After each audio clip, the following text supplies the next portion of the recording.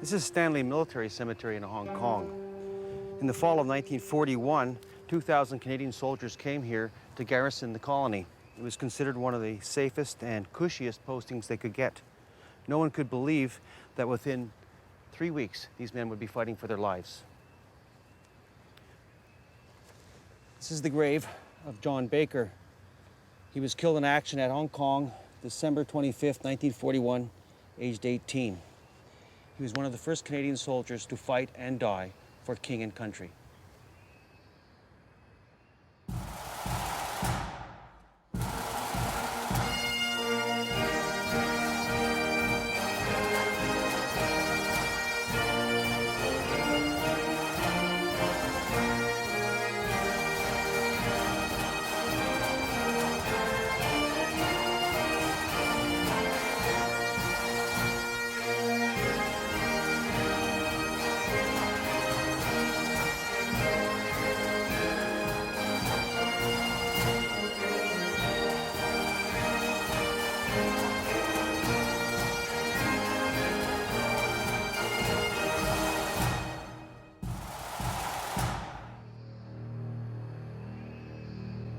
Hong Kong, a city aimed at the future. But only a few minutes from the skyscrapers and the crowded streets are shattered pillboxes and abandoned tunnels, silent reminders of a desperate past. October 1941. The dark shadow of tyranny has fallen across the world. Everywhere the Axis powers are victorious. In Asia, Japanese armies, in an orgy of looting, rape, and murder, are cutting a path of devastation through China.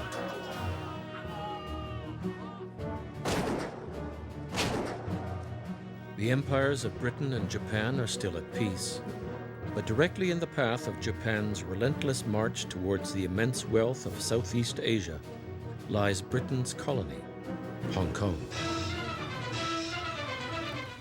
The Japanese have every reason to attack Hong Kong.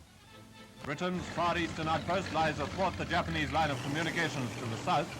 Mr. Churchill, on behalf of us all, has sent a heartening message to Hong Kong, to which the governor replied, "We intend to do our best." Soon Hong Kong will experience its hour of darkness.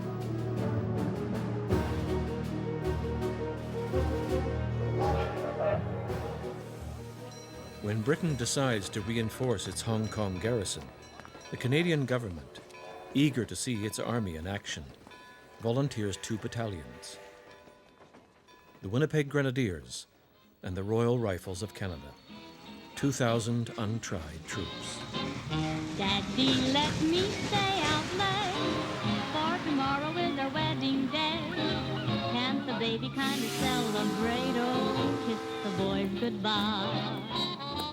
On October 27th, 1941, the 2,000 young men set sail from Vancouver on the steamer Awatea.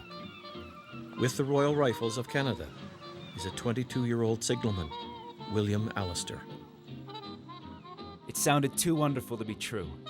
A dream of glory and crazy freedoms, of breathless escapades, laughing in the face of death. You were Douglas Fairbanks Jr., passing through the inferno unscathed.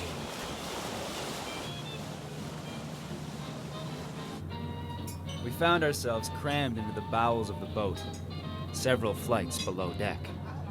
2/3 of the boat were graciously cordoned off for officers only, to keep out the lowlife. We slept in hammocks over our mess tables, 2 pairs of sweaty feet on either side of my face. At last, after 3 long weeks, this interminable voyage, sailing and drinking and dreaming, did draw to a close. The island of Hong Kong came into view. It was the beginning. We entered Hong Kong harbor on a bright tropical morning, November 1941. The air was throbbing with explosive excitement. Wonderful rib-sailed junks, sampans right out of National Geographic. Kowloon, our first Asian city,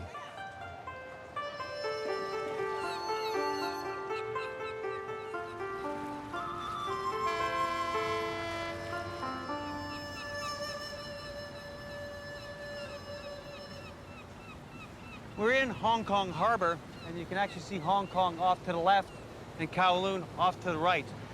On November 16, 1941, the 2,000 Canadians of Sea Force made this exact same trip. During the trip, they had been warned about the Japanese, but whatever their concerns were, they were soon forgotten by the exotic delights of Hong Kong.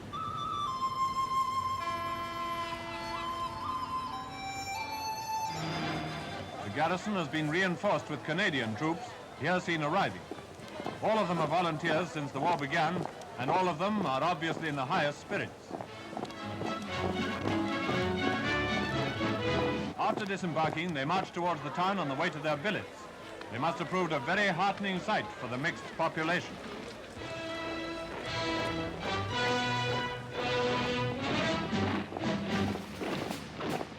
The governor of Hong Kong welcomes the men of Sea Force, led by a veteran officer, Brigadier John Lawson. The 2,000 men go into billets just outside Hong Kong's twin, the mainland city of Kowloon, just 40 kilometers from the encampments of the Japanese army. But to the raw Canadian troops, the Japanese and the threat of war seem far away. The Canucks were doing the town. MPs braced themselves for a heavy night. Prostitutes were out in force. Beer poured down thirsty gullets, and volleys of uninhibited bellowing, hooting, yelling echoed over the roofs of the colony. 3 short weeks. War so far away, and life a continual party.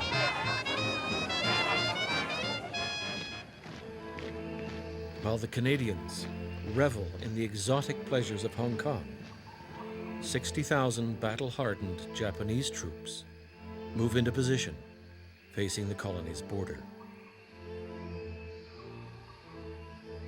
In the hills above Kowloon City, the British have built an 18-kilometer-long defensive line known as the Gin Drinkers Line. If the Japanese attack, the British estimate the line will be able to hold them off for at least 2 weeks.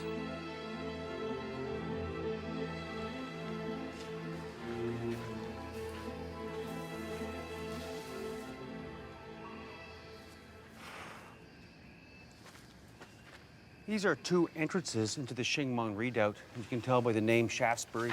This one's Regent, but they were built by Londoners. These positions were built in the 1930s as part of a major defense system called the Gin Drinkers Line. There have been threats of Japanese invasions for a long time, and the British had built these as a precaution. They're in interconnected tunnels running all the way through the mountains, and of course, this was going to be the first line of defense should the Japanese come. There's a great view from the top.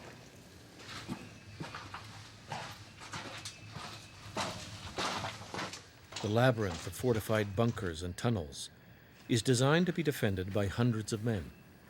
But in December 1941, it is manned by only 45 British soldiers.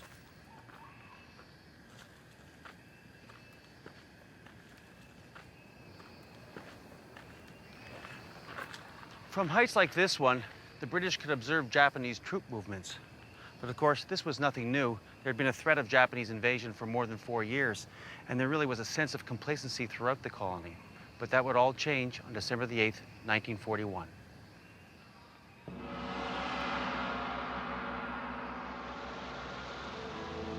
December 8th, 1941.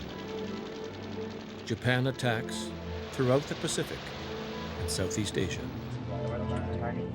Pearl Harbor, the Philippines, Malaya,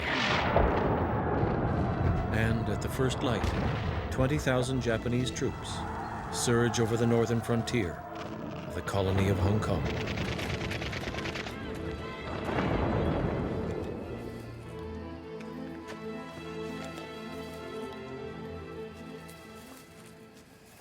This is one of the tunnels of the Shingmong Redoubt that actually leads right down into the mountain.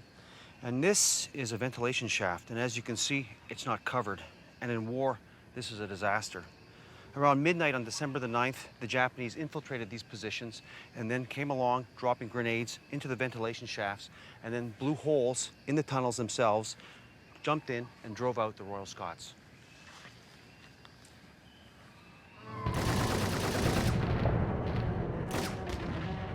Within hours, the Japanese capture the Shingmun redoubt, shattering the British defense line. Mass panic grips the mainland city of Kowloon. Thousands of people rush the port, desperate to cross to Hong Kong Island. Among the Canadians evacuating their barracks is William Allister. We got our equipment on 2 trucks and went roaring through the streets, rifles cocked for snipers, people running everywhere. It was bedlam. Looters being shot all around us. One drunken police sergeant was shooting at anyone, looter or not. Good, clean fun.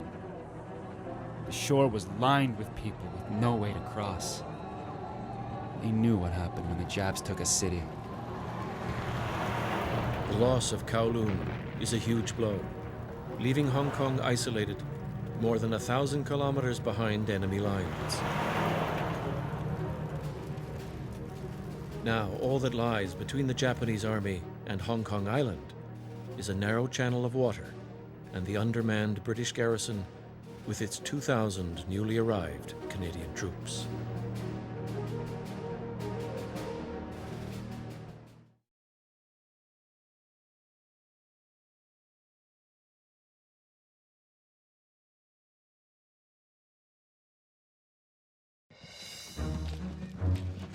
On December 13th, Japanese troops take control of the city of Kowloon.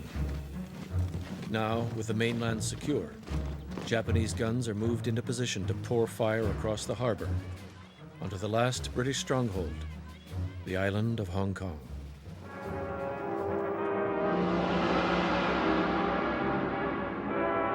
Nippon slings down the gauntlet. The army attacks Hong Kong, the base of Jam Bull's predatory action in East Asia for a century. In accordance with Bushido, Nippon demands surrender, but the British refuse. The siege of Hong Kong begins.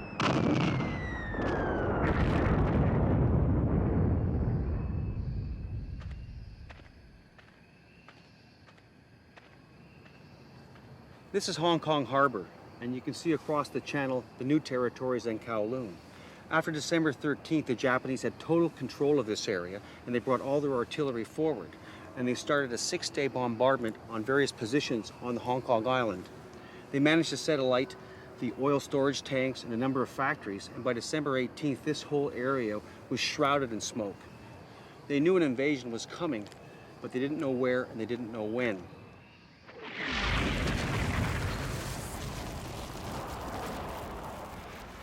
Observing the bombardment from the heights overlooking the harbor and taking shelter in a pillbox is signaller William Allister. The whole area from the harbor straight up to the Wong Ni Chong Gap was devastated with a deadly and incessant shelling. It seemed about to blow our measly little pillboxes to smithereens.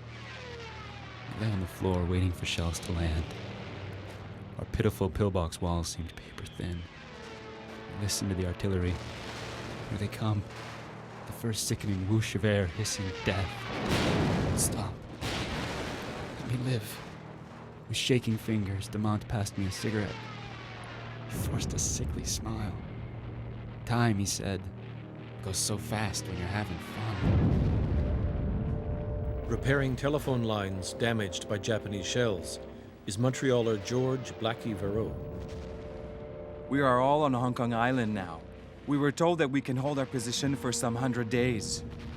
This darn artillery keeps hammering at us.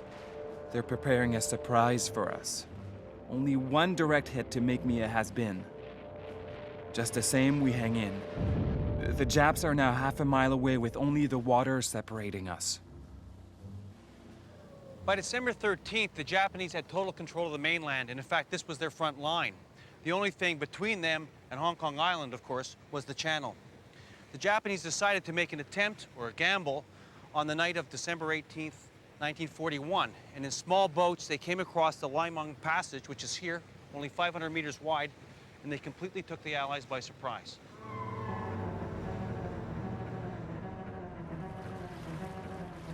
Leading thousands of troops in one of the first waves of the Japanese attack is Colonel Teshichi Doi.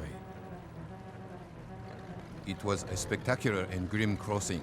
Time and again the water was lighted as brilliantly as broad daylight by the fire of burning heavy oil in the storage tanks on the opposite shore. Streams of enemy machine gun fire from the opposite shore slowed the boats. The only alternative under the circumstances was for the men reaching the shore on the same assault boat to charge into the immediate enemy and move inland as fast as we could. This, our soldiers did. One of the frontline Canadian soldiers trying to hold off the massive Japanese assault is a 20-year-old rifleman, Sidney Skelton, of the Royal Rifles of Canada. Men in khaki jackets, breeches and puttees, helmets bearing the single star, long bayonets, automatic weapons. Some of them threw themselves on the barbed wire while others streamed over the human bridges. We were on the high ground and we really peppered them. My bren was hot, but they kept coming.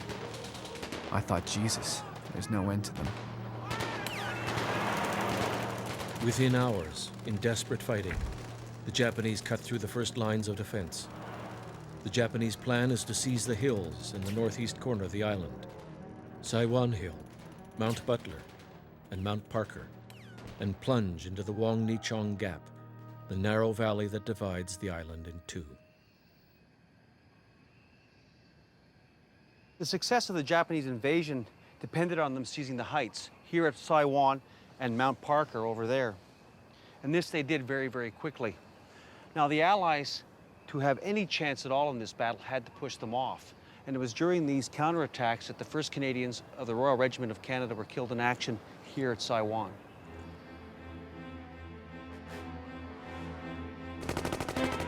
A spirit of madness took over, gobbling up everything: earth, bodies, guns.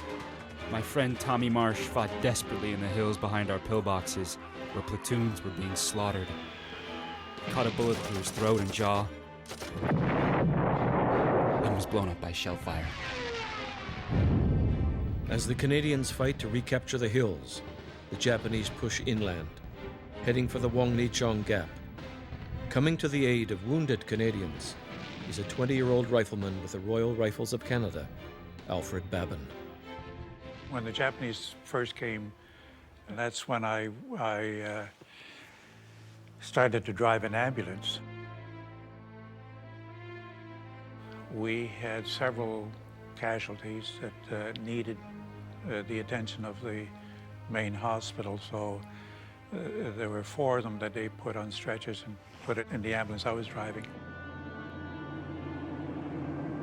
I went around a curve and the ambulance was fired upon, and the windshield was shattered. So I decided to check on the people in the vehicle and see how they were. The bullets, when they hit the cab, they slowed down and they ricocheted around the inside of the cab. And one fellow, I guess it went just underneath his nose. He passed on, I guess, because of the excessive bleeding. Because I couldn't do anything at the time. The problem was to get out of there. The speed of the Japanese advance surprises Hong Kong's high command. It's been only 12 hours since the Japanese invaded the island, and in that short time, they have seized the heights in the northeast of the island and are now poised to capture the Wong Ni Chong Gap and cut the island of Hong Kong in two.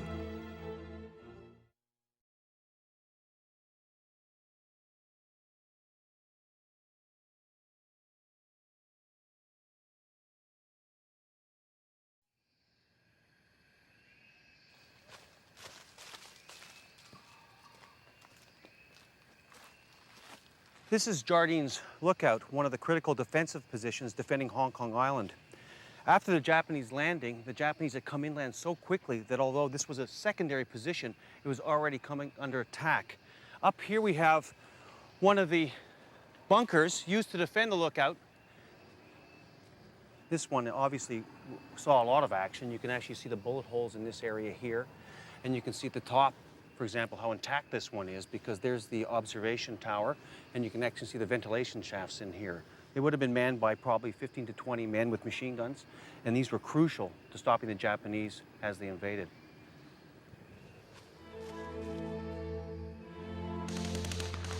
As the Japanese swarm up the heights, they quickly overcome the front-line pillboxes and defenses on Mount Butler and Mount Barker.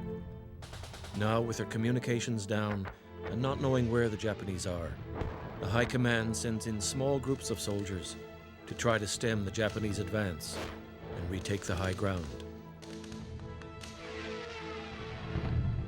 The first 12 hours of the Japanese invasion had gone so well for the Japanese that it had thrown the Allied defenses into total chaos. They really had no idea where the Japanese were, but they knew they were coming fast. So what they decided to do was send A Company, which is about 150 men, of the Winnipeg Grenadiers, including John Osborne, up this direction past this pillbox to push the Japanese off Jardine's Lookout and recapture Mount Butler.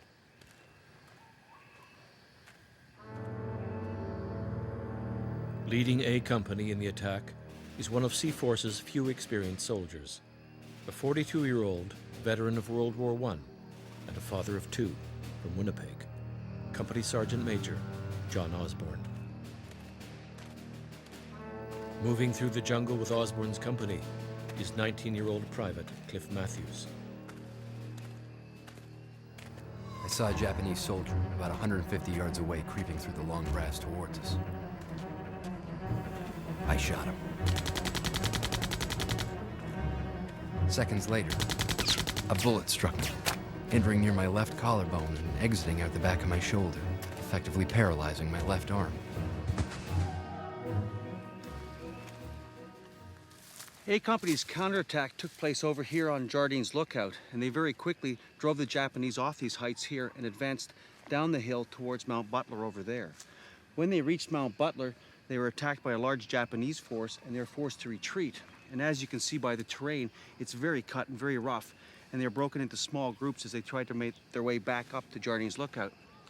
On these little spurs here, they put up a very strong defensive fight, and it was here that Company Sergeant Major John Osborne won his Victoria Cross, over there. All of a sudden, Japs appeared and an officer started waving his sword at us, implying that we should surrender. Stan Stodge responded by shooting and killing the Japanese officer. A barrage of grenades and mortars followed. Sergeant Major Osborne was about 20 feet away from me. I saw something land near. I dropped to the ground and covered my head. The explosion lifted me right off the ground. When I looked up, Osborne was gone, but the guys farther up the hill said that he had thrown himself on the mortar, probably saving my life.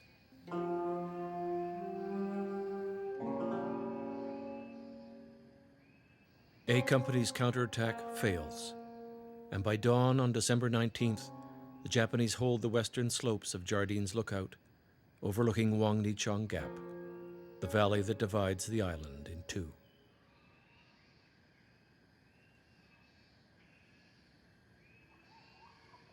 This is the Wang Ni Chong Gap. It's really a valley between Mount Nicholson on the west and Jardine's Lookout on the east. It was one of the most important strategic positions on the island, and of course it was also a center of the Japanese attack. Unfortunately for John Lawson, it is also where his headquarters were. Brigadier John Lawson, commander of the Canadians, now heads West Brigade. He and his command bunker lie at the center of the defense of Hong Kong. This is the West Brigade command bunker, and the man commanding West Brigade was the Canadian officer Brigadier John Lawson. This is also where all their communications would have been, and this is where they would have found out about the Japanese attack. But it didn't take very long before Lawson would find out about it himself, because by 7 o'clock in the morning on December 19th, Japanese bullets were already ricocheting off this bunker, and you can actually see some of the holes here. By 10 o'clock in the morning, Japanese fire had become so severe, and obviously they had so many men on the slopes of Jardine's Lookout, that Lawson felt he had to try to make a break for it. At 10 a.m., he sends out his last communique that he's going to fight it out, and he makes a run for it. Manning a machine gun not far from the bunker is Sergeant Bob Manchester. I was manning a gun not far away and saw Lawson and 3 others run from the bunker and start up the hill. A Japanese machine gun firing at us suddenly switched over to them. They were shot down like 10 pins, like clay ducks. Lawson and his staff got about 50 feet from the command bunker when they were caught in a hail of machine gun fire. Half the men, including Lawson, went down right in this position here. In fact, Lawson's body was found right here after the war, and it was exhumed, moved to Saiwan War Cemetery. But the tragedy wasn't only that Lawson was killed, it was that the battle was at its most crucial phase and West Brigade was leaderless. With Lawson dead and the command bunker captured, coordinated defense in the western half of the island breaks down. Now the men fight desperate, piecemeal actions. One of the most courageous actions of the Battle of Hong Kong took place over on that tennis court. But in 1941, it wasn't a tennis court, it was the command bunker of the Winnipeg Grenadiers. Throughout December 19th and 20th, the Japanese infiltrated this area and surrounded that position. And the men inside literally fought off counterattack after counterattack and held their position for 4 days, even though they couldn't be reinforced. And it wasn't until they ran out of ammunition and all the men were wounded that they finally surrendered. I consider that to be the most heroic action in the entire battle.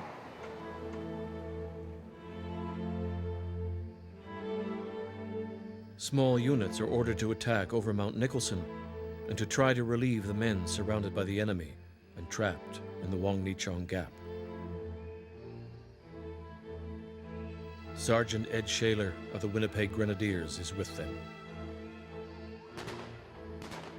We knew they were in trouble, but what we didn't know was that they'd been virtually wiped out. Grenades were landing all around us, and bullets. The Japanese were sometimes about 50 feet away. One of them came running at me with a sword, waving it in the air, which was a pretty stupid thing to do. The Japanese with the sword didn't get very far. There was no quarter given and none expected. We never did get anywhere near the men in the Wong Ni Chong Gap. As small, scattered groups of troops plunge into separate fights in the hills, trying to relieve the Wong Ni Chong Gap, dozens are killed and scores taken prisoner.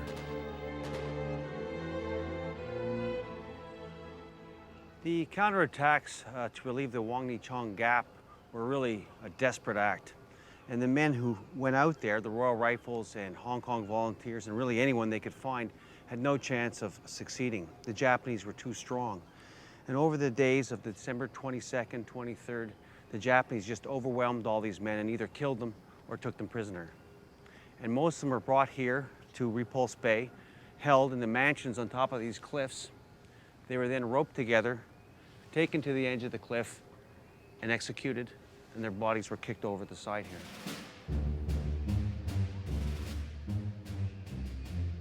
Captured in the fighting above the Wong Ni Chong Gap is Corporal Bud Dix.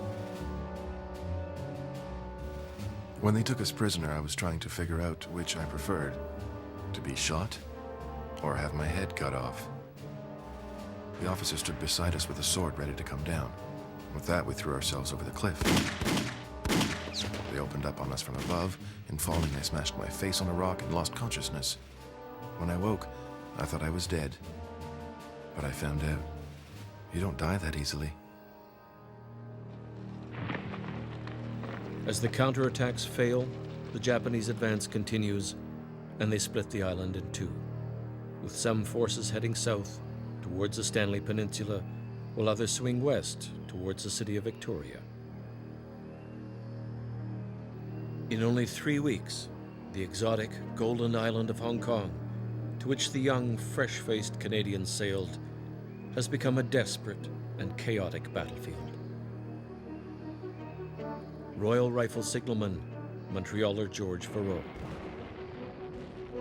Christ, what noise. More bombs. We're trapped like rats. We've been told that the Japs do not take prisoners. I feel sad. I will never see good old Montreal again. Still, it seems so stupid to die this way. The enemy is closing in. The stinking rats got 2 of my buddies. Sharp, Fairley, Orvet died. All 3 recently married. 3 more young widows in Canada.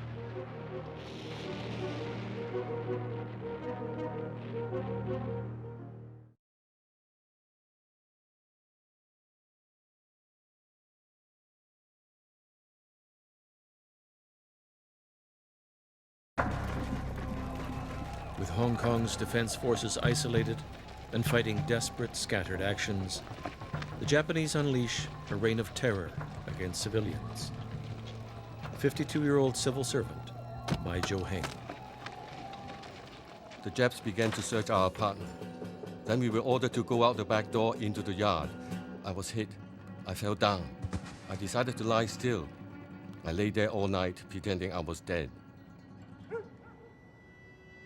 The next morning, I heard women crying, and I saw over 30 bodies of Chinese who had been murdered lying in the yard. Of the 9 men who had been in my apartment, I was the only survivor. As the fight continues in the west of the island, the Japanese push south towards Fort Stanley on Stanley Peninsula. On Christmas Day, they reach St. Stephen's Hospital. At the hospital, overflowing with wounded, doctors and nurses wait for the Japanese to arrive. With them is 20-year-old orderly Alfred Babin. More than 60 years later, Alfred Babin returns to St. Stephen's. Well, there's a lot of confusion. Nobody knows what to do or what to expect. And we were told that the Japanese didn't take prisoners. And they, with rifle butt, they banged on the door. And when it was opened by Colonel Black, he kind of resisted. He didn't want them to come into the hospital. And he explained to them that, or he tried to explain to them that it was strictly a hospital, but they didn't pay any attention. They just shot him.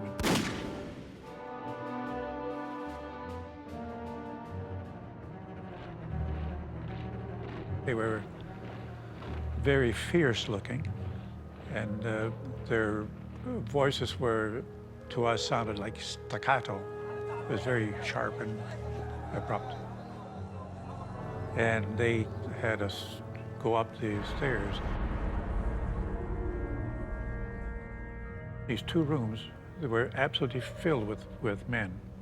And it was so crowded we couldn't sit down. And the temperature had climbed up to well over 100 degrees. And inside it was suffocating. We asked for water. Someone said, "How do you say water in Japanese?" So someone hollered, "misu." So then we started to holler, "misu." And they called to one of the men to come and get misu. So he went out. Then we heard screams and a lot of shouting, and then everything was quiet.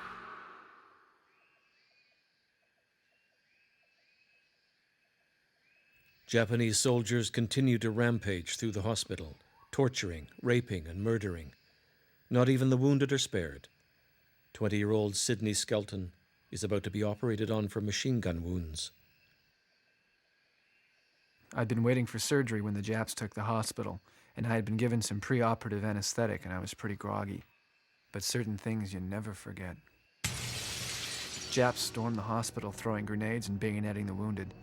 I rolled under my bed and lay as still as I could. A Jap turned me over and kicked me in the face and tore off my bandages. I didn't move or make a sound.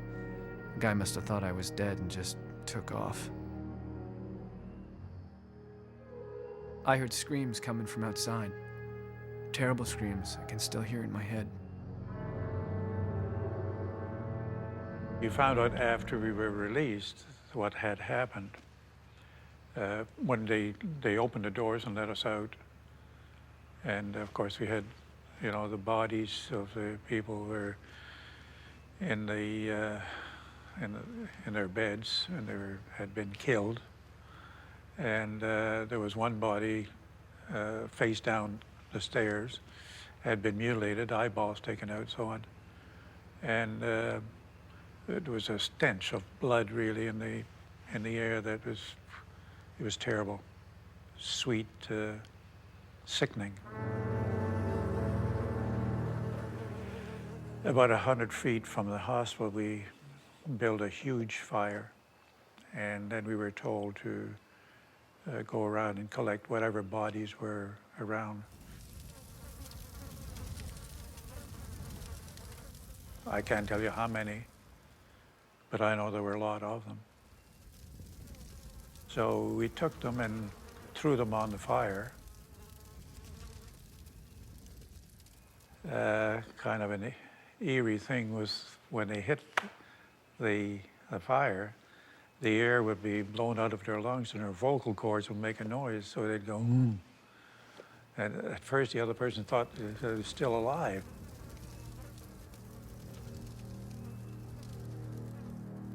Just south of St. Stephen's Hospital, the exhausted survivors of the Royal Rifles of Canada are holding Stanley Village. With them is 19-year-old George MacDonald.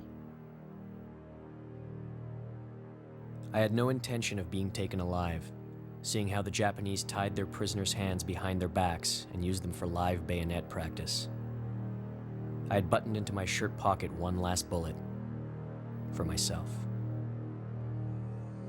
Just after dawn on Christmas morning, George MacDonald and his men in D Company are ordered to drive the Japanese off a strategic height of land overlooking Stanley Village. In front and slightly above us was a graveyard. I decided we must close quickly or suffer heavy casualties. As soon as my men were spread out on either side of me, I ordered them to fix bayonets and charge.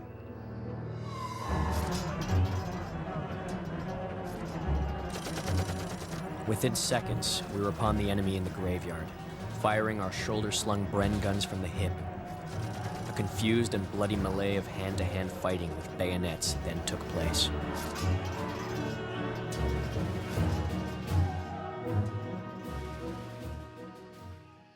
This is Stanley Military Cemetery on the southeastern end of Hong Kong Island. By the morning of December 25th, on Christmas Day, basically everyone knew the battle was lost. But around Stanley here, the fighting was quite heavy. The Japanese had in fact taken this hill up here and were controlling the heights overlooking Stanley Village. In really a desperate act, the British general asked the Royal Rifles, D Company, about 120 men, to make a charge and retake this height. In no more than 2 minutes, we overran the Japanese and cleared the graveyard. We then carried on and pursued the fleeing Japanese survivors to the first line of houses.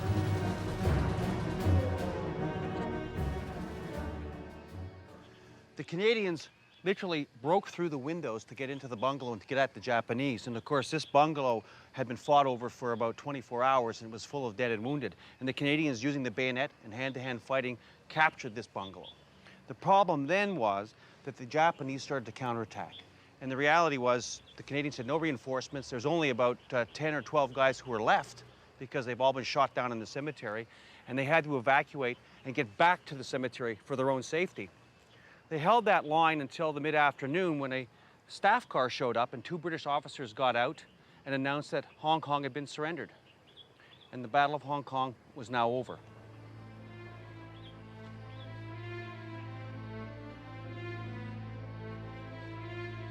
D Company lost 84% of its original force of 120 men in Stanley. 26 men were killed and 75 were wounded. That night, we were informed that the governor of Hong Kong had surrendered.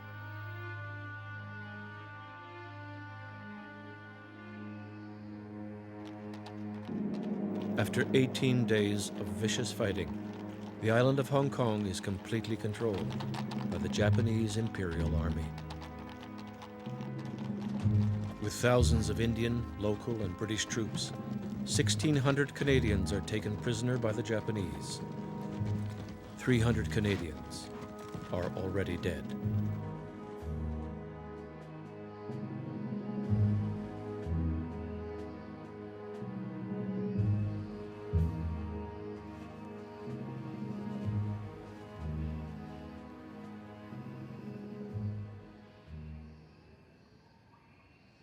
One of my friends I burned was a person by the name of Bill Fallow.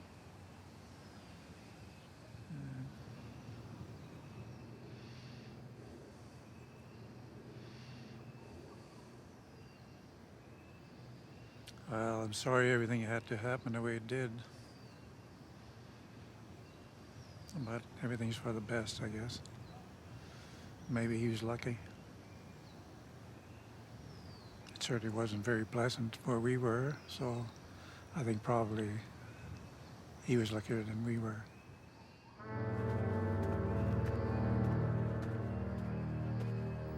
Over 1,400 Canadians are shipped to Japan, where for the rest of the war, they will be used as slave labor. Many will die there.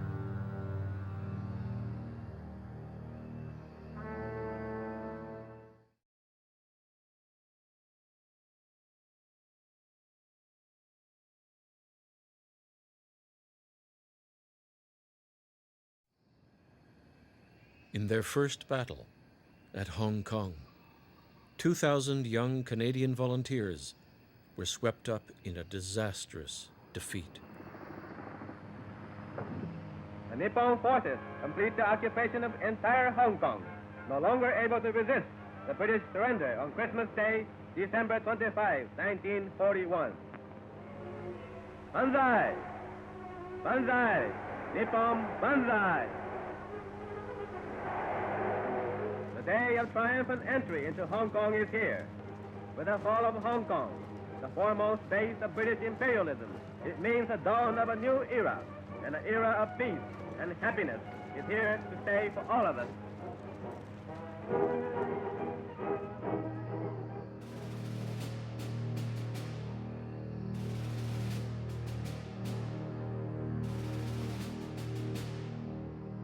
This is the Saiwan Memorial, and it commemorates more than 2,000 men who died in the defense of Hong Kong or died later in captivity and have no known grave.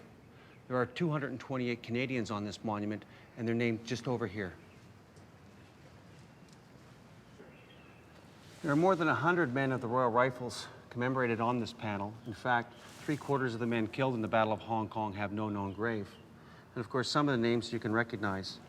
This is Bill Fallow, who was murdered at St. Stephen's and then put on that mound of bodies and cremated. The Winnipeg Grenadiers panel has 114 names, and near the top you have John Osborne, VC. He was awarded as VC for Jardine's Lookout.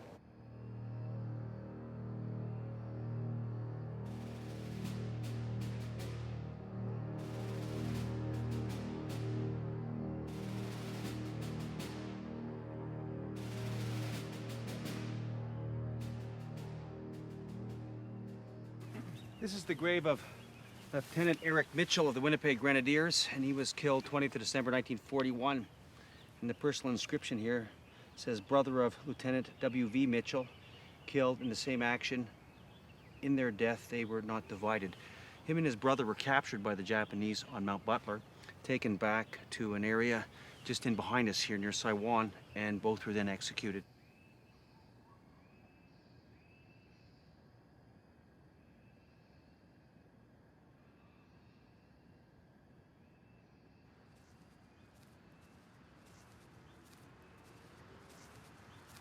This is the grave of Brigadier John Lawson of Ottawa. He had served in the First World War and remained in the Army in the post-war years. He was the commander of the Canadians when they arrived in Hong Kong, and during the battle, he was the commander of West Brigade. He was killed at Wong Ni Chong Gap on the December 19th, 1941. He was the highest-ranking Canadian to be killed in action during the Second World War. The Battle of Hong Kong was a disaster, but it was only one of several Allied defeats in what was the darkest hour of the war. For the Canadians captured here, their nightmare had only begun. Of the 2,000 enthusiastic Canadians that sailed into Kowloon Harbor, 1 in 3 would never return home. Daddy, let me stay out late, for tomorrow is our wedding day. Can't the baby kind of celebrate, oh, kiss the boys goodbye. Daddy, let me wear the mink. What's the difference what the neighbors think? Let the baby linger on the brink, oh, kiss the boys goodbye. I had been told by a First World War soldier, never join the service. Don't go overseas. It's not what you think it is. And of course he was right, but who listens? And of course we didn't. And we suffered the consequences.